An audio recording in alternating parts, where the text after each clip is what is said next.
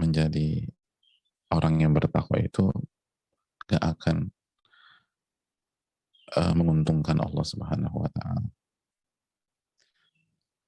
Sebagaimana menjadi orang fasik, orang yang kufur kepada Allah, orang yang durhaka itu tidak akan merugikan Allah Subhanahu wa Ta'ala. Nggak akan menambah kerajaan dan kekuasaannya kalau kita jadi orang baik, dan nggak akan mengurangi kekuasaan dan kerajaannya kalau kita jadi orang durhaka. Semuanya kembali ke kita.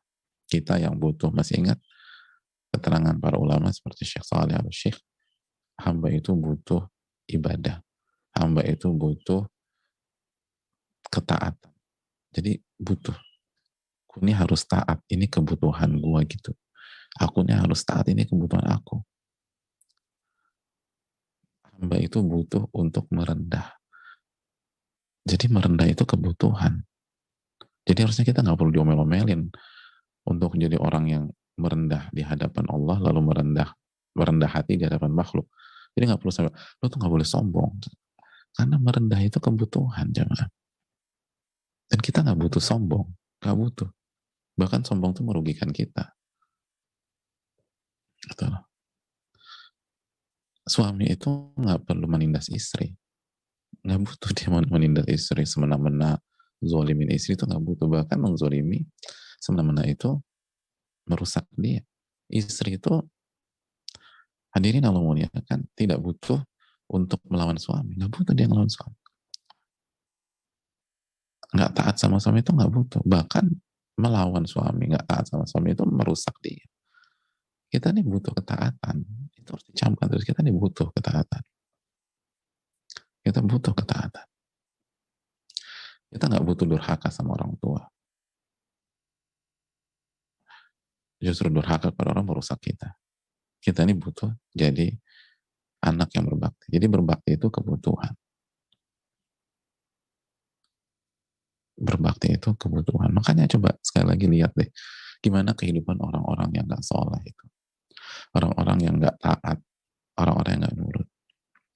Coba lihat rumah tangga yang dihuni oleh suami yang zalim kepada istrinya karena dia gak taat sama Allah, gak sholat, orang sholat pun bolong-bolong, dengan istri yang suka ngelawan.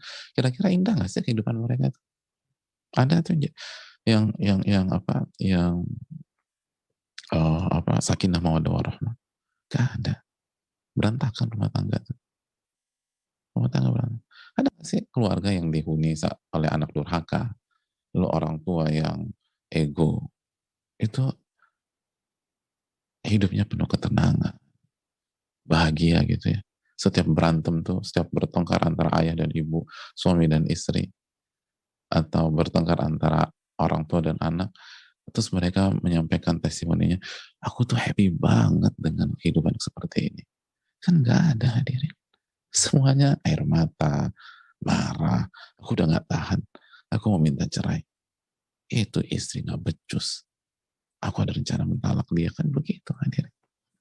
Jadi itu kenyataan depan mata kita bagi orang yang tahu kehidupan, bagi orang yang punya pengalaman hidup yang cukup. Dia bisa ngelihat memang ketaatan itu kebutuhan, sujud itu kebutuhan, ruku itu kebutuhan, kebutuhan kita, bukan kebutuhan Allah. Makanya orang yang bilang ini kok ribet banget sih, itu nggak tahu kehidupan. Sabar itu kebutuhan, hadirin. Ridho itu kebutuhan. Ridho kebutuhan. Kita nih kalau nggak ridho ketika ada musibah, berat ya maaf. Tapi kalau ridho, ya Allah, tenang aja tuh hati. Dan semua harus diperjuangkan, nggak bisa dengan merubah telapak tangan. Nggak sesimpel itu. Harus rujuk kepada Allah. Harus kembali kepada Rabbul Alamin. Harus sungguh-sungguh, harus berjuang. Harus belajar gitu loh jemaah. Jadi nggak boleh lupa. Harus tanamkan kebutuhan. Karena salah satu yang merubah manusia adalah ketika paradigma berpikirnya atau ketika pola pikirnya meyakini bahwa ini kebutuhan. Kita nih kalau udah sepakat bahwa makan dan minum kebutuhan, begitu nggak ada makan di rumah, kita cari keluar. Karena itu kebutuhan. Jangankan makan minum. Ketika kita tahu Koneksi internet itu kebutuhan sekarang. Wifi itu kebutuhan. Gitu setengah mati. Bahkan bisa jadi keluar. Nggak ada apa, paket habis, nggak ada uang, nggak ada wifi di rumah atau di kos-kosan atau di kontrakan, pergi ke tempat publik yang ada wifi-nya. Kenapa? Kebutuhan. Nggak mau beli apa-apa, cuma dapat wifi gratis aja. Karena dia udah meyakini itu kebutuhan. Sehari itu nggak bisa tanpa internet. Padahal bisa-bisa aja. Waktu kecil kita juga nggak punya internet. Ya di era kita ya, kalau era milenial begitu lahir udah pakai internet mungkin. Tapi kita yang anak-anak 90-an, 80-an, 70-an, kan dulu nggak ada. Bisa hidup, bisa ketawa tuh. Masih nggak harus mantengin gadget. Kita masih punya galaksin, kita masih punya main benteng, kita masih bisa main petak umpet. Masih ingat ya? Udah lama tuh kita nggak dengar kalimat-kalimat itu. Galaksin, main benteng, petak umpet, petak jongkok ya, masya Allah tuh. Ya Allah, itu main-main. Kayak udah punah kayaknya sekarang. Kecuali di tempat-tempat yang masih melestarikan. Nggak pakai apa-apa.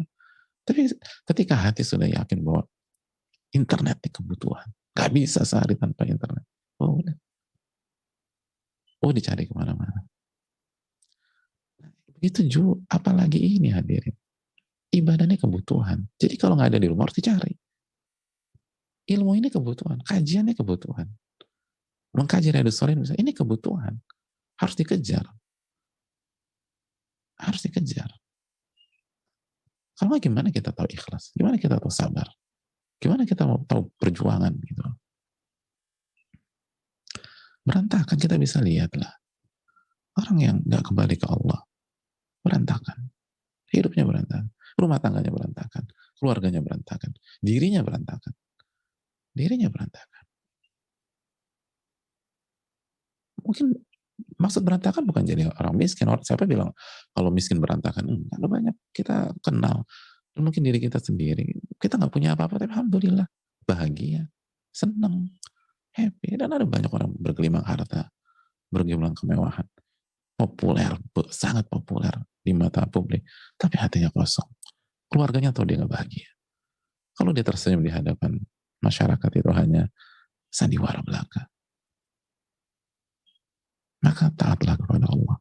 Bertakwalah kepada Allah. Takwa itu kebutuhan. Dan durhaka itu merugikan kita. Fakta melihat dan terlihat gamblang. Itu yang perlu kita camkan. Allah Ta'ala alam.